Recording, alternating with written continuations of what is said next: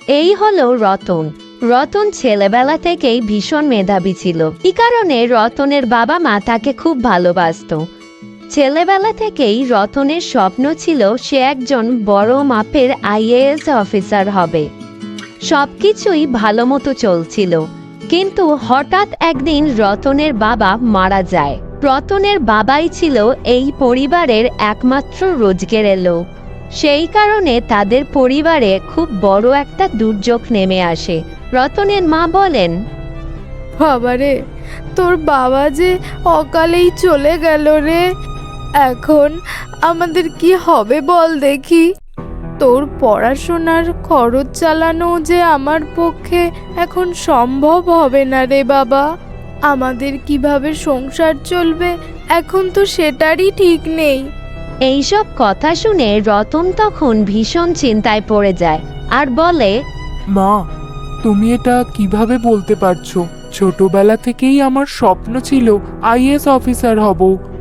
এই স্বপ্ন আমি কিভাবে ভুলে যাব মা? আমি বুঝতে পারছি বাবা, কিন্তু আমি যে নিরুপায়। তোর পড়াশোনার এত খরচ চালানো আমার পক্ষে যে সম্ভব না বাবা। তার উপর তোর আর আমার পেটও তো চালাতে হবে, বল। বুঝ বাবা।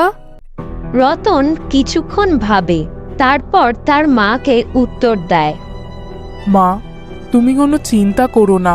আমি আইএএস অফিসার হওয়ার স্বপ্ন ঠিক পূরণ করব। এর জন্য তোমায় কোনো খরচ করতে হবে না মা। কিন্তু কি করবি তুই বাবা একা একা? মা, আমি শহরে গিয়ে একটা কাজ ঠিক খুঁজে নেব, আর তোমাকেও টাকা পাঠাবো, আর পড়াশোনাটাও সেখানে করব। আমি আমার লক্ষ্যে ঠিক পৌঁছবো, দেখো। এই কথা বলে তার ঠিক পরদিন সকালে রতন তার মাকে প্রণাম করে শহরের উদ্দেশ্যে রওনা হয়ে যায়। রতন এর আগে বেশ কয়েকবার পরীক্ষা দিতে শহরে এসেছিল, কিন্তু সে কখনো এখানে থাকেনি। শহরে এসে কাজ খুঁজতে রতনকে অনেক সমস্যার মধ্যে পড়তে হয়। তবে রতন শেষমেশ একটা কাজ ঠিক খুঁজে পেয়ে যায়। রতন আবাসিকের সিকিউরিটি গার্ড হিসেবে একটা কাজ পায়। এই কাজটা যদিও রতনের জন্য খুব সহায়ক হয়েছিল, তার কারণ রতন এই কাজের মাঝে বেশ অনেকটা সময় পেত তার নিজের পড়াশোনা করার জন্য। কিন্তু রতন যখন তার বইয়ের মধ্যে প্রায় ডুবে গেছিল, তখন একটা গাড়ি এসে খুব জোরে জোরে হর্ন দিতে থাকে। এই ছোকরা, এই কানে শুনতে পাচ্ছিস না নাকি? ঘুমিয়ে পড়লি নাকি আবার? এই কথা শুনে রতনের হুঁশ ফেরে, আর তখন রতন তাড়াতাড়ি গিয়ে গেট খুলে দিয়ে আসে। তোকে রাখা হয়েছে কিসের জন্য রে ছোকরা? আমাদের এইভাবে অপেক্ষা করানোর জন্য বুঝি? আমাকে মাফ করে দেবেন স্যার, আমি একটু পড়ছিলাম, তাই আপনি আসছেন টের পাইনি। এই কথা শুনে ওই লোকটি ভীষণ রেগে যায় আর রতনকে বলে, তোর এখন কাজের সময় তুই বসে বসে কমিক্স পড়ছিস? ফাঁকিবাজ কোথাকার! তোর নামে দেখছি এবার কমপ্লেন করতেই হবে। না না স্যার, আমি কোনো কমিক্স বই পড়ছি না।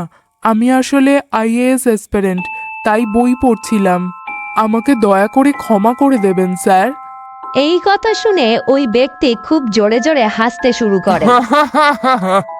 তুই আদেও জানিস ছোকরা আইএএস এর ফুল ফর্ম কি? একটা সিকিউরিটি গার্ড যদি আইএএস অফিসার হয়, তাহলে এদেশের ভবিষ্যৎ নিয়ে আমার সন্দেহ আছে। কাজে ফাঁকি দেওয়ার জন্য কত কেউ না কত কিছুই বলে, তাই বলে তুই আইএএস অফিসার? আর পারি না। লোকটির এই সমস্ত কথা শুনে রতন মনে মনে ভীষণ কষ্ট পায়, কিন্তু নিজের নতুন কাজ হারানোর ভয়ে রতন আর কোনো তর্কাতর্কিতে যায় না।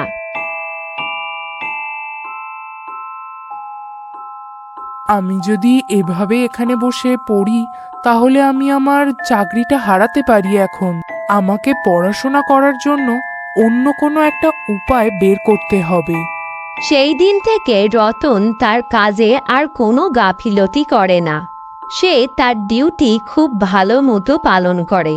কিন্তু রাতে বাড়ি ফিরে রতন পড়তে বসে যায়। সারা রাত ধরে সে পড়াশোনা করে।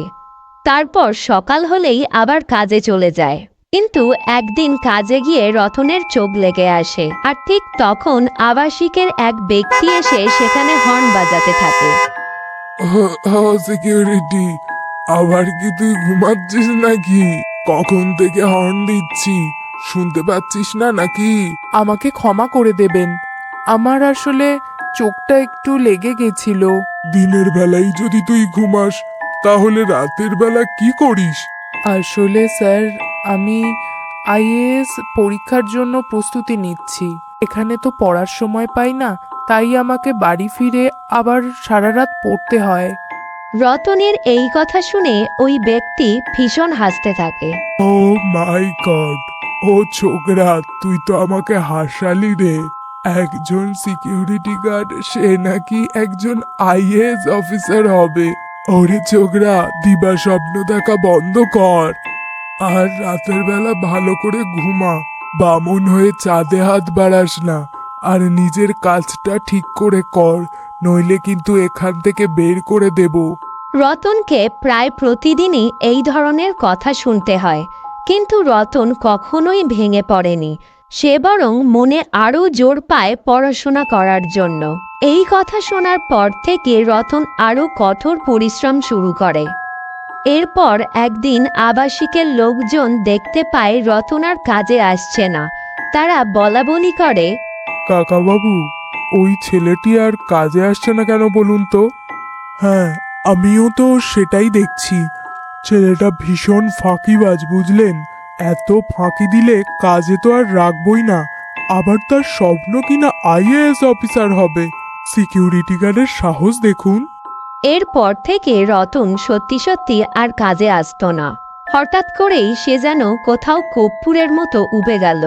আবাসিকরাও রতনের কোনো খোঁজ নেওয়ার প্রয়োজন মনে করল না। এভাবেই বেশ কয়েকটা মাস দেখতে দেখতে কেটে যায়।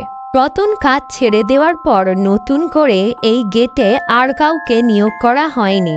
তাই আবাসিকরা সিকিউরিটি নিয়োগ নিয়ে যখন নিজেদের মধ্যে কথা বলছিল, তখন একটা লাল বাতিওয়ালা গাড়ি ঠিক ওই আবাসিকদের কলোনির মধ্যে প্রবেশ করে।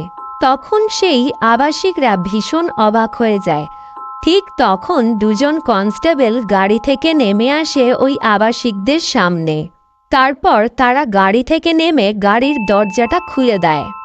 গাড়ির দরজা খুলতেই একজন খুব সুন্দর সুদর্শন যুবক গাড়ি থেকে নেমে আসে।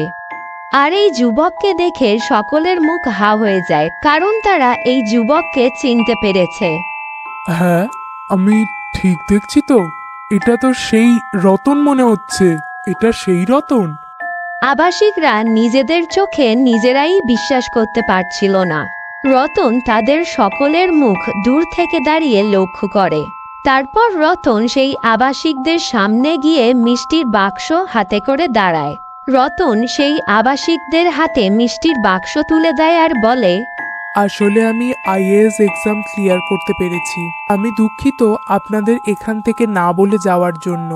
আমি আমার স্বপ্ন পূরণের লক্ষ্যে বেরিয়েছিলাম, আর আজ আমি আমার স্বপ্ন পূরণ করতে পেরেছি। আর কাকতালীয়ভাবে এই রাজ্যেই আমার পোস্টিং হয়েছে। আপনারা সকলে এখন ভালো আছেন তো? রতনের এই কথা শুনে সকলে অবাক হয়ে যায়। তারা একসময় রতনের কথা শুনে যেভাবে হাসাহাসি করেছিল, এখন তারা নিজেদের ভুল বুঝতে পেরেছে। তারা বুঝতে পেরেছে কখনোই কোনো মানুষকে ছোট করে দেখা উচিত নয়। এই রতন তাদেরকে বলে, আপনারা যদি কিছু মনে না করেন, তাহলে আমি আপনাদেরকে একটা কথা বলতে চাই। কখনো পোশাক দেখে কিংবা তার পেশা দেখে কোনো মানুষকে ছোট করা উচিত নয়। মান এবং হুঁশ, এই দুটো নিয়েই তৈরি হয় মানুষ। তাই আমাদের উচিত মানুষ হিসেবে প্রত্যেকটা মানুষকে সম্মান দেওয়া। আমি এখন এলাম। এই কথা বলে রতন তার লাল বাতিওয়ালা গাড়িতে চড়ে বসে আর সবার সামনে থেকে মাথা উঁচু করে গর্বের সাথে সেখান থেকে চলে যায়।